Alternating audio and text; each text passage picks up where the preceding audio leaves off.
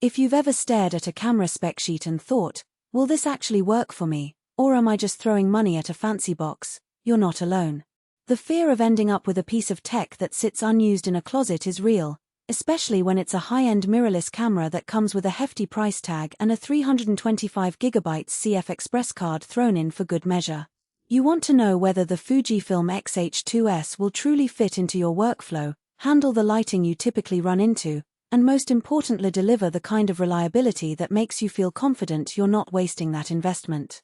Link is in the description if you want to check the product details on Amazon.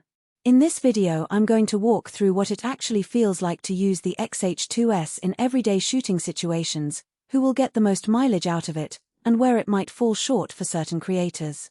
First off, let's talk about the kind of photographer who might be considering this camera.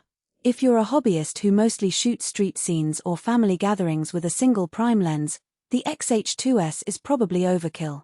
Its 26.1 megapixel X-Trans 5 stacked sensor, 40 frames per second burst rate, and internal 10-bit ProResHQ recording are geared toward people who need to capture fast action. Think indie filmmakers, sports shooters, or wildlife photographers who must freeze motion without compromising on detail.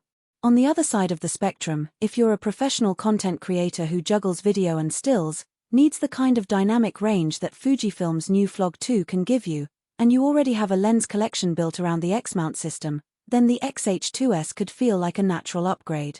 The first thing you notice when you power the camera on is the menu layout. Fujifilm is notorious for a layered menu system, and while it's visually appealing, it can feel a bit friction-laden if you're used to a single-press toggle. That said, once you get past the initial learning curve, the menus become surprisingly intuitive because they're organized around shooting scenarios rather than technical jargon. For a creator who spends a lot of time on location, you'll find the quick access dials for ISO, shutter speed, and the new PRO mode a real time saver. It's not a plug-and-play device, but after you set your custom presets, shifting from a daylight shoot to a dimly lit indoor scene takes just a couple of turns of the rear dial. Autofocus is where the X-H2S starts to separate itself from the competition.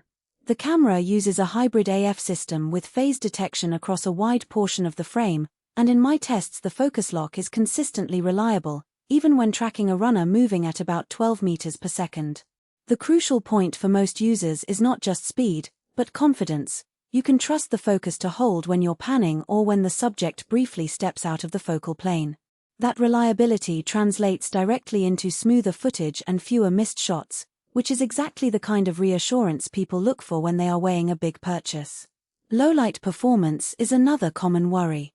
The X-H2S sits on a back-illuminated stack sensor, so it handles high ISO noise better than many older Fujifilm bodies.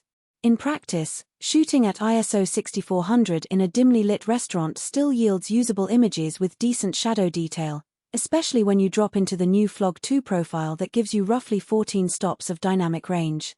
The downside is that the bright side screen can become a bit washed out at those high ISOs, so you'll want to rely on the histogram and zebra stripes rather than the LCD preview. The camera's built-in image stabilization is modest, just a couple of stops, and while it helps with handheld video, you'll still benefit from a stabilized lens or a gimbal for the toughest low-light handheld scenarios.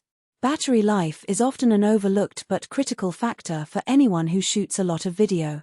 The X-H2S uses Fujifilm's NPW235 battery, which, according to real-world testing, gives you around 450 shots or about 80 minutes of continuous 4K 30p recording before you need to swap. That's decent for a mirrorless camera, but if you're planning a full day of shooting events or documentaries, you'll want an extra battery or a portable charger on hand. The camera does have a USB-C power delivery port, so you can keep it running from an external power bank when you're on the move, something many creators find indispensable. Now, regarding the lens ecosystem, Fujifilm's X-mount is actually a strong point. There's a solid selection of fast primes and versatile zooms, many of which are compact and relatively affordable compared to full-frame lenses. If you already have a collection of Fujifilm lenses, you'll appreciate the seamless integration. The camera's AF performance is optimized for those lenses, and the new firmware updates continue to improve compatibility. Conversely, if you're coming from a Canon or Sony system, you'll have to invest in adapters, which can add both cost and a little extra bulk. The camera does support external recording of ProRes RAW and Blackmagic RAW, so